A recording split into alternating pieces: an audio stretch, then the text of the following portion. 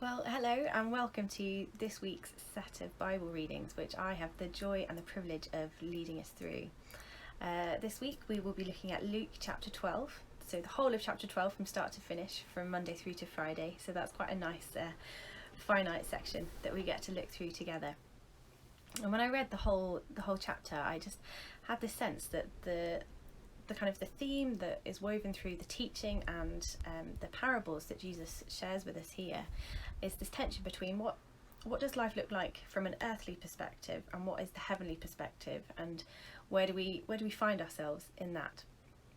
So today we're looking at verses 1 to 12, but I am actually going to concentrate on verses 4 to 7, because in the space of just these 4 verses we have Jesus telling us that God is the one to be feared, that we should place God's own self above everything, that he is the one to be feared because it is God alone who can choose what happens to us after death. God has this awesome power.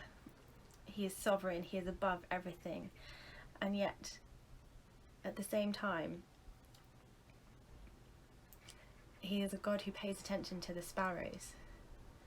Not one sparrow is forgotten in God's sight, and we are worth so much more than sparrows to God. To God we are infinitely, abundantly precious. He holds us and knows us each by name. And that's the tension there, isn't it? God is big and powerful and beyond anything we could ever imagine, and we can and will spend an eternity not trying to understand, but getting to know who God is. And yet despite and because of that, God knows us intimately. He is with us and he is for us, and he is aware of us in everything that we are.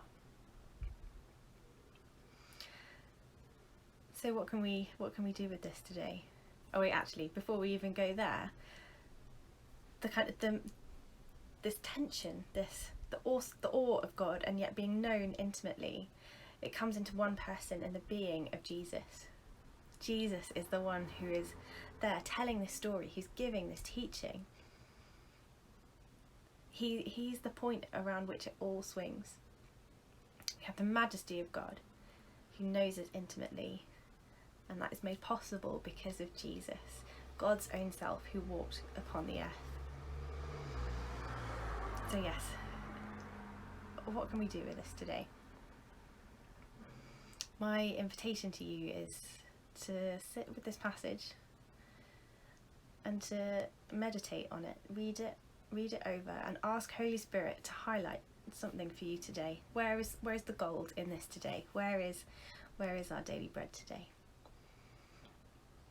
If God shares, and if you have any sort of particular flashes of insight or wisdom, or if God says anything, I'd really love to hear it. So do get in touch and let me know.